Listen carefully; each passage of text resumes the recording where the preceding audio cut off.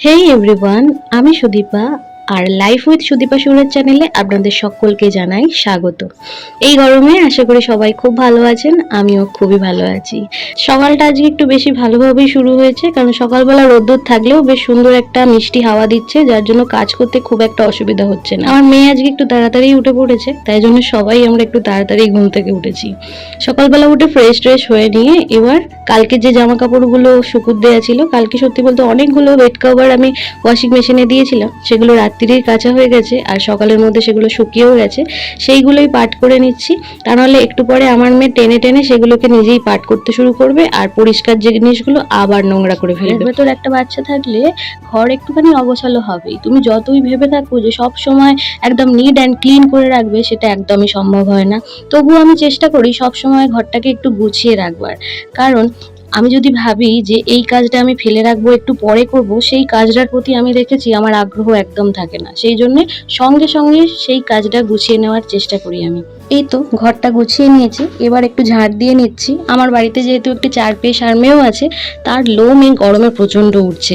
আর সে যেহেতু সারাদিন আমার ঘরেতেই থাকে, যেহেতু বাড়ির মধ্যে আমার ঘরেতেই এসি আছে, আর সে একদম গরমে থাকতে পারে না, আমার ঘরেই সে ম্যাক্সিমাম সময় থাকে, যার জন্য আমার ঘরেতেই ওর লোমটা একটু বেশি পড়ে।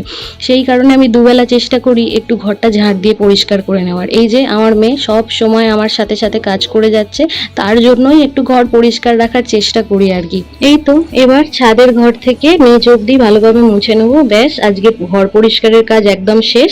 এবার আমি চান করে সোজা চলে যাব রান্নাঘরে। তার আগে ফ্রিজ থেকে কিছু জিনিস বার করে নিচ্ছি। জানেন তো, আমাদের বাড়িতে দুটো ফ্রিজ থাকতেও মাঝে মধ্যে না আমি ফ্রিজেতে জিনিস ধরিয়ে উঠতে পারি না। যেহেতু এখন গরমকাল, সেই জন্য এত বেশি জিনিস, সবজি এসব কেনা হয় যে যার জন্য দুটো ফ্রিজেই প্রচুর জিনিস জমে গেছে।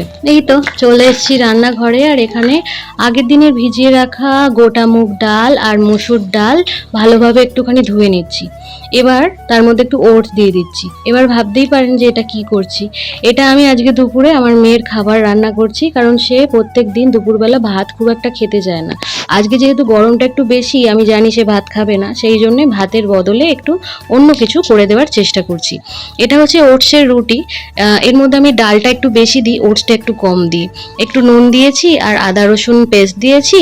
ব্যাস, এটাই ভালোভাবে পেস্ট করে নিয়ে রুটির মতো, মানে একটু গোলা রুটির মতো আর কি বানিয়ে ওকে আজকে দুপুরবেলা লাঞ্চে দেবো। যেসব বাচ্চারা ডাল খেতে খুব একটা পছন্দ করে না, মাঝে মধ্যে এরকমভাবে দুপুরবেলা লাঞ্চে ভাত স্কিপ করে রুটিও দিতে পারেন। এটাই খুব ভালো পেট ভরে থাকে। আর দুপুরে ভাতের সাথে যেটা হয়েছে সেটা হচ্ছে একটু মসুর ডাল পেঁয়াজ ফোড়ন দিয়ে আর ডাঁটা আলুর তরকারি। আর আজকে রাত্রির বেলা একটু স্পেশাল কিছু করবার ইচ্ছা হচ্ছিল, সেই কারণে বাপিকে দিয়ে একটু চিকেন লেগ পিস কিনিয়ে আনা করিয়েছিলাম। বানাবো সেটা একটু পরে বলছি, তার আগে কি দিয়ে ম্যারিনেট করছি সেটা একটু বলে নিই। টক দই, নুন, লঙ্কা গুঁড়ো, একটু তন্দুরি মশলা, একটু লেবু আর লাস্টে একটু সর্ষের তেল দিয়ে আমি এটাকে ফ্রিজে কিছুক্ষণ ফ্রিজ আপ করতে দিয়ে দেবো। যেহেতু এটা আজকে আমাদের রাত্রির বেলার মেনু, সেই কারণে সকালবেলায় আমি ম্যারিনেট করে ফ্রিজে দিয়ে দিলাম, যাতে মশলাটা মাংসর ভিতরে খুব ভালোভাবে স্টাফ হয়ে যাবে। আর এদিকে আমি ওপরে চলে এসেছি মেয়ের জন্য দুপুরের লেবু, মানে ও ভাত খাওয়ার পর ও দুপুরবেলা লেবু খায়, তো সেই কারণে ওর লেবুটা আমি কেটে রেখে দিলাম। আর এদিকে ওকে চান করাতেও চলে গেছি। চান টান করিয়ে উঠে লেবুর রসটা সঙ্গে সঙ্গে করে দিতে পারবো বলে লেবুটা কেটে বেসিনের মধ্যে রেখে দিয়েছি। আর এদিকে আমার একটু কাজ আছে, সেই কারণে আমার মেয়েকে একটুখানি বই দিয়ে বসালাম, মানে এই কার্ডগুলো দিয়ে ওকে আমি বসিয়ে রাখি যাতে আমাকে একটু কাজ করতে দেয়, তা নাহলে আমাকে কাজ করতে দেবে না।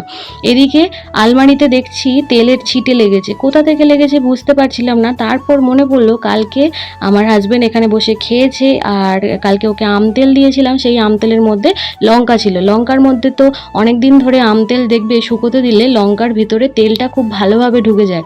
সে মনে হয় লঙ্কাটাকে হাত দিয়ে চিপেছে, আর সেই সময় ছিটকে আলমারিতেই লেগেছে। এই তো দুপুরের কাজ প্রায় শেষ। এবার একটুখানি নিজের জন্য টাইম বার করতে পেরেছি। চুলটা অনেকক্ষণ ধরে সেই স্নান করে গামছাটা বেঁধেছিলাম, তারপর থেকে আর চুলটা খোলা হয়নি। চুলটা এবার যদি না খুলি চুলটা ভিজেই থাকবে, সেই কারণে চুলটা খুলে নিলাম। নিয়ে একটুখানি নিজের স্কিন কেয়ার, একটুখানি নিজের দিকে তাকানো, এই আর কি। এদিকে এদিকে আমি মেয়েকে বলেছিলাম এসি রিমোটটা দিতে, সে আমার হাতে এসি রিমোটটা দিয়ে গেল। তাকে আমি যখনই যেটা বলি এখন সে বুঝতে পারে কোন কথাটা বলছি, তো সে সেটাই আমাকে করে হেল্প করবার চেষ্টা করে।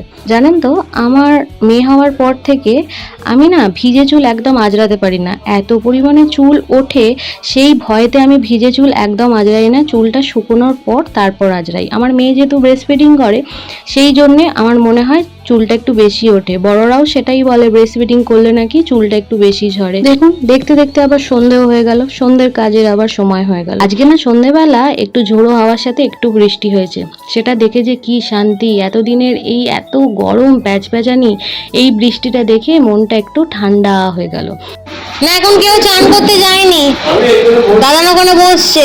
চান সব সময় চান, ঠান্ডাটা লেগেছে ভালোই।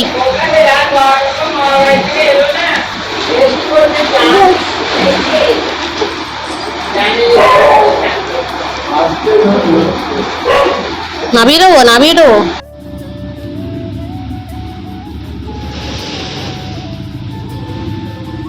বাবাই হে আমার হাজবেন্ড সেই সকালে বেরিয়েছিল আর এই এখন বাড়ি এলো। আর মেয়ে যেহেতু সারাদিন বাবাকে দেখতে পায়নি, তাই জন্য বাবাকে দেখে একটু বেশি এক্সাইটেড হয়ে পড়েছে। খাও, খেয়ে নাও। আর মেয়ের পিছনে খাওয়া নিয়ে আমার সবসময়ই একটা নখরা থাকে। মেয়ে আমার কোনো জিনিসই সুস্থভাবে খায় না, তাকে জোর করে খাওয়াতে হয়, আর কোনো খাবারই সে কোনোদিন শেষ করে না। এই তো এদিকে আমি আটাটা মেখে নিচ্ছি, রুটি হবে রাত্রির বেলা সচরাচর আমাদের বাড়িতে রুটিটাই হয়, খুব কম দিন আছে যেদিন আমরা ভাত করি, কিন্তু ম্যাক্সিমাম দিনেতেই সবাই রুটিটাই খায়। এই তো রুটি করা হয়ে গেছে, এবার গ্যাসটা মুছে নিচ্ছি। রুটি করবার সময় প্রচণ্ড পরিমাণে নোংরা হয় রান্নাঘর, না মুছে নিলে একটার পর একটা নোংরা জমতেই থাকবে। এই তো বাইরে বেশ সুন্দর ঝড় বৃষ্টি হচ্ছে, এই গরমের ঝড় বৃষ্টি মনকে যে কি শান্তি দেয় কি বলবো। এদিকে ফ্রিজ থেকে সকালবেলার সেই চিকেনটা ম্যারিনেট করে রেখে দিয়েছিলাম, সেটা বার করে নিলাম, সেইটা এবার এয়ার ফ্রায়ারে দিয়ে দেবো। যবে থেকে আমি এয়ার ফ্রায়ার কিনেছি, এই সব জিনিসগুলো বাড়িতে করতে যে কি মজা হয় সেটা আর কি বলবো। এয়ার ফ্রায়ারটা প্রথমে আগে আমি রেডি করে নিচ্ছি। তন্দুরিটা বসানোর আগে এই যে সিলভার ফয়েলটা ছিঁড়ে নিলাম, এবার সিলভার ফয়েলটা ওর ওপর পেতে দিচ্ছি যাতে এয়ার ফ্রায়ারের নিচটা নোংরা না হয় আর যা মশলা আছে সেটাও নষ্ট না হয়। আমার বাড়িতে যেহেতু এয়ার ফ্রায়ার রেগুলারই ইউজ হয়, তো সেই কারণে আমি এই সিলভার ফয়েলটা ইউজ করি। সিলভার ফয়েল ইউজ করলে এই কন্টেনারটা খুব একটা নোংরা হয় না, আর রেগুলার আমাকে মাজতেও হয় না। আমি ওই সপ্তাহে 2 দিন এয়ার ফ্রায়ারটাকে ভালোভাবে পরিষ্কার করে দিই। এই তো এয়ার ফ্রায়ারে আমি মাংসটা ভালোভাবে সাজিয়ে দিয়েছি, যা মশলা ছিল সেটাও ওর ওপর দিয়ে দিয়েছি, দিয়ে এবার মোটামুটি ওই 20 মিনিট মতো আমি 200 ডিগ্রি সেন্টিগ্রেডে এয়ার ফ্রায়ারটা অন করে দিয়ে আমি ওপরে চলে এসেছি। এবার ওটা আস্তে আস্তে হতে থাকবে, ততক্ষণ আমার ওপরের কাজগুলোও হয়ে যাবে। এই যে আমার ছোট বাচ্চা, সে ছোটোখাটে খেলা করেছে, সেই খেলা করা জিনিসপত্রগুলো সে ছড়িয়ে রেখেই চলে গেছে, সেগুলোই গুছিয়ে নিচ্ছি, তা নাহলে একটু পরে আবার আসবে, আবার এসে এই জায়গাটা নোংরা করবে। আমি আবার 10 মিনিট পর নিচে এসেছি, দেখুন এই যে চিকেনটা ওপর থেকে কিন্তু হয়ে গেছে। এবার একটু এপিট ওপিট আমি উল্টে দিচ্ছি, উল্টে না দিলে ওপর দিকটা সেদ্ধ হলেও নিচটা কিন্তু দেখুন এখনো খুব একটা সেদ্ধ হয়নি। আরো 10 মিনিট মতো হলেই এটা একদম দোকানের মতোই তন্দুরি হয়ে যাবে। এই তো রাত্রিরের খাবারগুলো এবার গরম করে নিচ্ছি, রাত্রিরে ডিনার করতে বসবো। তো আজকের ভিডিও এখান অবধি, আবার নেক্সট ভিডিওয়ে আপনাদের সাথে দেখা হবে।